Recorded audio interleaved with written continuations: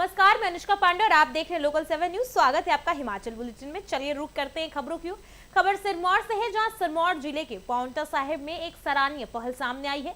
नगर परिषद ने अपनी परिसर से रिड्यूस, रीयूज और रिसाइकल यानी RRR सेंटर की शुरुआत की है।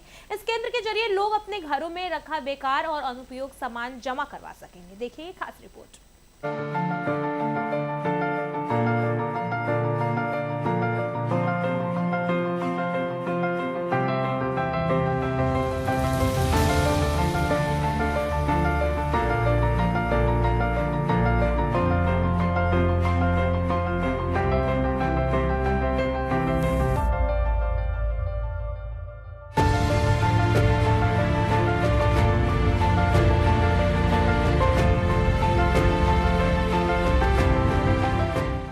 एक नगर परिषद द्वारा RRR सेंटर जो है वो नगर परिषद कैंपस के भीतर बनाया गया है, जिसमें लोग जो है अपने पुराने कपड़े, जूते, खिलौने, किताबें और भी अन्य चीजें जो उनके दोबारा रीयूज हो सकती हैं, जो गरीब आदमी है उसको रीयूज कर सकता है, उसको वो आकर हमारे जो उस RRR सेंटर में रख सकते हैं और जो गरीब लोग जो है वो यहाँ से उठाकर उसको ले जा सकते हैं। मैं शहरवासियों से अपील करूंगी कि जिन लोगों के घरों में जो अच्छे कपड़े हों, जो पहनने लायक हों, जो वो लोग कूड़े के समझ के फेंकते हैं, वैसा ना करें और उसको हमारे ट्रिपल सेंटर जो RRR सेंटर है उसमें हमारे दे दें ताकि वो रीयूज हो सके। ऊना आम हाईवे पर पुलिस ने बड़ी कार्रवाई करते हुए अवैध ईंधन भंडारा का भंडाफोड़ किया है। एक निजी ढाबे में 195 लीटर डीजल और 145 लीटर पेट्रोल बरामद किए हैं। पुलिस के मुताबिक बिना लाइसेंस के ज्वलनशील पदार्थ को भंडारण के साथ जा रहा है, जिसके साथ मामले की आवश्यकता नियम अधिनियम के तहत कार्रवाई की जा रही है।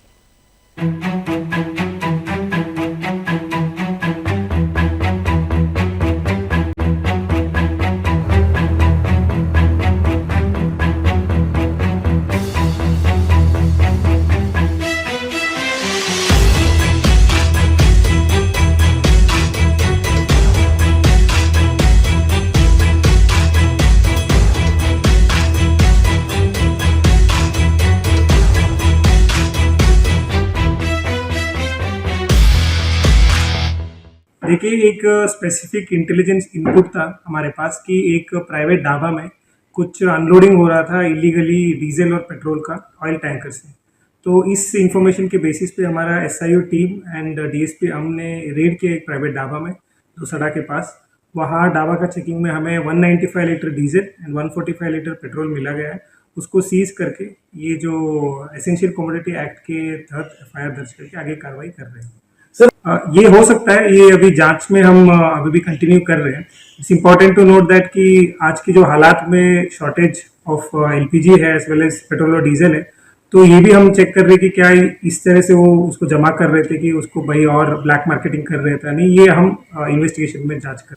हिमाचल प्रदेश के लिए गर्व की खबर आई है, जहां सिरमौर का शिलाई निवासी अनिल ने राष्ट्रीय फॉरेंसिक के साथ तलवारबाजी प्रतियोगिता में ब्रॉन्ज मेडल जीतकर प्रदेश का नाम रोशन किया, जिसके साथ राजस्थान के जयपुर में आयोजित इस प्रक्रिया में देश भर के 18 राज्यों के खिलाड़ियों ने हिस्सा लिया।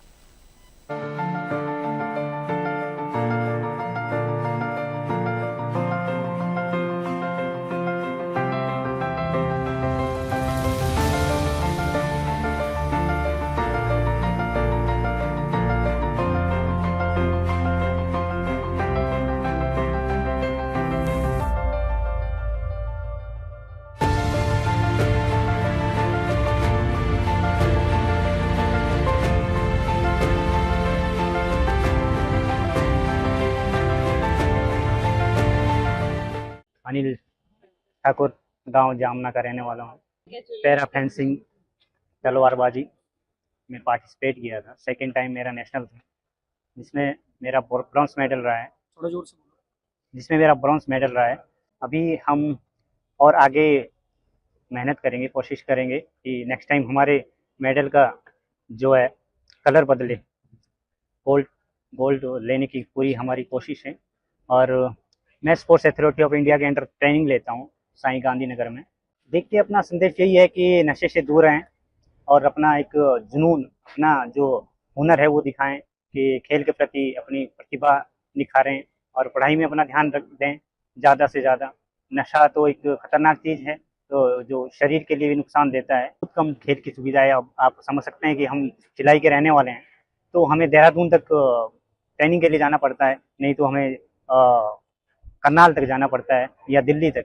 तो इसके लिए तो बहुत कम फैसिलिटी है। हम सरकार से उम्मीद करते हैं कि कोई हमें ऐसी फैसिलिटी दें कि हमें ट्रेनिंग अपने नज़दीक में मिल जाए, चाहे हमें नाहन तक, पोंटा तक ऐसा हमें सुविधा मिले। और सरकार से हमें ये अनुरोध रहेगा, जो मेडल लिस्ट में रहता है उनके लिए भी कोई कैश अवार्ड जो रहता है वो समय से मिले, तभी हमें भी आगे एक अच्छा वो माहौल मिलता है, अपनी कोशिश भी जारी रख पाएंगे। क्योंकि हमारा जो है थोड़ा आर्थिक स्थिति थोड़ा कमज़ोर रहता है, पेंशन के ऊपर डिपेंड रहता है। मेरा नाम सविता नेगी है और मैं सिलाई से बिलोंग करती हूँ। तो मैंने अभी जो पार्टिसिपेट किया, मेरा फर्स्ट इवेंट था, और जो फर्स्ट इवेंट मैंने पार्टिसिपेट, वो मेरा फेंसिंग गेम रहा, ठीक है ना। सुविधाएं तो कुछ भी नहीं है, सच्ची बात बताए तो सच्ची में कुछ नहीं है। जो अभी तक हम खर्चा कर रहे हैं अपना खुद का कर रहे हैं। जो अभी तक ज्यादा तो मेरा 35 से 40,000 का मेरा खर्चा चला गया, जिसमें मुझे जिसके लिए मेरे को अपनी वो लेनी पड़ती है, क्या बोलते हैं, हम अपनी किट वगैरह खरीदते हैं, मतलब जो भी हमारे इक्विपमेंट रहते हैं वो लेना पड़ता है। साथ में हमें ट्रेनिंग में देहरादून में प्राइवेट एकेडमी मैंने ट्रेनिंग ली है, वो भी मेरा अपना खर्चा है, आना जाना, वहाँ की फीस सब कुछ जो है अभी तक इंडिविजुअल रहा है। तो हम चाहते हैं कि हमारी गवर्नमेंट, हमारी जो सरकार है, तो हमें इस चीज के लिए हमें आर्थिक सहायता करे, ताकि हम आगे और ज्यादा अच्छे से खेल पाए। जो ये हमारी टेंशन है माइंड में कि भी हमारा खर्चा इतना है, हमने कैसे रहना, कैसे क्या करना है, तो वो चीज हम सोचते हैं कि भी वो उसमें हमारी हेल्प हो जाए, तो हम आगे और बहुत बहुत अच्छा उससे कॉन्फिडेंस के साथ हम खेल सकते। नाहन में शिलान्यास तोड़े जाने के बाद मामला तूल पकड़ता जा रहा है, जिसके साथ कांग्रेस कार्यकर्ताओं ने डीसी सिरमौर का ज्ञापन सौंपकर दोषियों के खिलाफ सख्त कार्रवाई करने की मांग कही है। कांग्रेस का आरोप है कि कुछ शरारती तत्व शहर के विकास कार्यों में बाधा डाल रहे हैं। देखिए एक खास रिपोर्ट।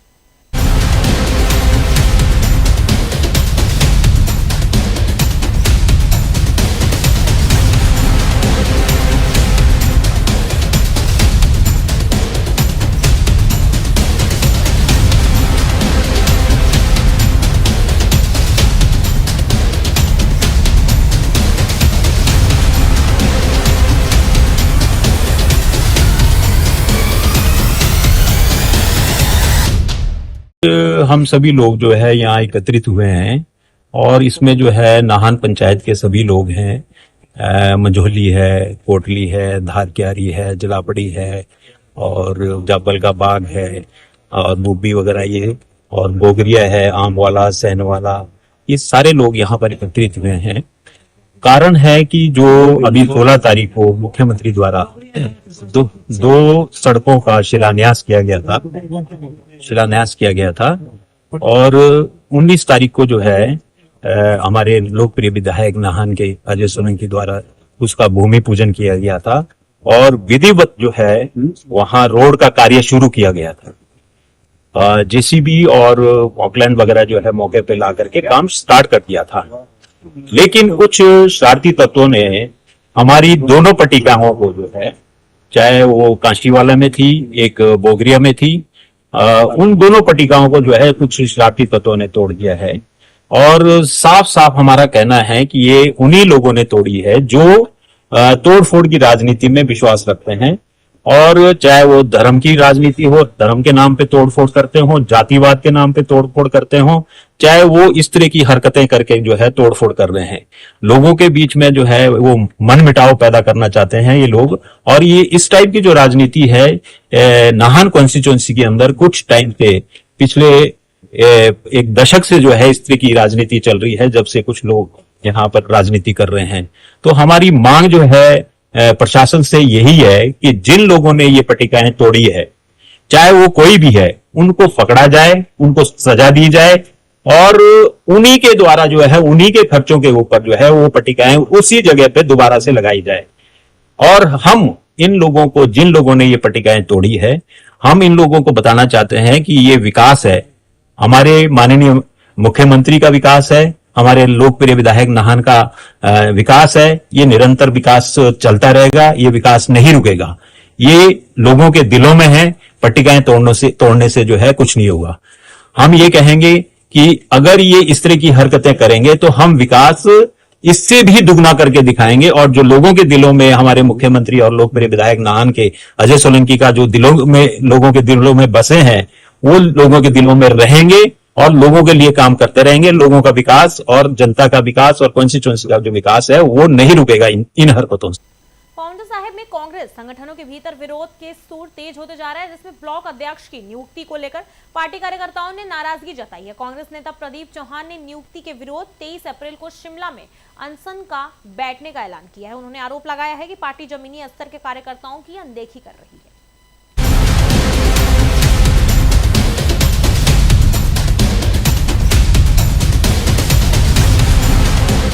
देखिए, आज हमें बड़ा दुख हो रहा है बताते हुए कि जो पाउंटा विधानसभा क्षेत्र है, इसमें जो कांग्रेस पार्टी का मेन कार्यकर्ता है वो बिल्कुल हताश हो चुका है। इसमें जो है राजपूत, ब्राह्मण और जो हमारी ये गिरी पार की पंचायतें हैं, इनको बिल्कुल भी स्थान नहीं दिया गया है।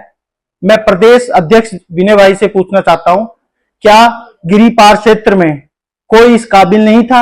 आप डायरेक्टर की बात करें, अब मंडल अध्यक्ष की बात है, और सारा का सारा जो है पाउंटा क्षेत्र में दिया गया है। ये ऐसा ही चला और 23 तारीख तक 22 तारीख तक हमारे पास इसका कोई अच्छा जवाब नहीं आया। तो मेरा फर्ज बनता है कि मैं जो 23 तारीख को जो है राजीव भवन शिमला में जो है अनशन पे बैठूंगा एक दिन के लिए अपनी पार्टी के खिलाफ, क्योंकि हमारा फर्ज बनता है गलत को गलत बोलना और सही को सही बोलना। बनाना तो ऊपर वालों ने जिसको भी बनाना है, पर हमारा ये था कि सारा कुछ पाउंटा गिरी पार से इधर ही दे रहे हैं, गिरी पार उधर वालों को भी कुछ ना कुछ तो दे दो। आप अभी डायरेक्टर बने हो सब पाउंटा के बने, मंडल प्रधान बना वो पाउंटा का बना, एमएलए के इलेक्शन लड़ते हो पाउंटा वाले लड़ते हैं। ठीक है, और मैं आपको एक बात बताना चाहता हूं, अभी इनका विरोध इसलिए हो रहा है क्योंकि जब इलेक्शन हुए थे उस टाइम ये पार्टी छोड़ के चले गए थे। मेन रोष ये है कि जिन्होंने पार्टी के साथ वफादारी नहीं करी, आप उनको ही आगे बना रहे हो, तो आगे तो एक ट्रेंड चल जाएगा ऐसे, लोगों के बीच में हम क्या बोल लेंगे। मेन बात हमारी यही है। शिमला में पिछले 9 से 18 दिनों में धरना पर बैठे दृष्टिहीन युवाओं का गुस्सा अब सड़कों पर फूट रहा है। जी आपको बता दें, मंगलवार को प्रदर्शनकारियों ने सचिवालय के बाहर जोरदार प्रदर्शन किया, जिसके साथ शर्ट उतारकर विरोध भी जताया। इस दौरान पुलिस के साथ हल्की झड़कम भी देखने को मिली, जिसके साथ प्रदर्शनकारियों का कहना है कि उनकी मुख्य मांग दिव्यांग के लिए खाली पड़े बैंगलोर पदों पर भरने हैं। नहीं चलेंगे, नारे लप्पे नहीं चलेंगे, झूठे आश्वासन नहीं चलेंगे।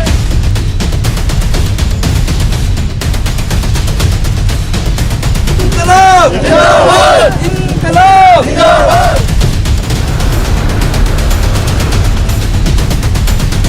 अपना हक मांगता नहीं किसी से, अपना हक मांगता नहीं किसी से।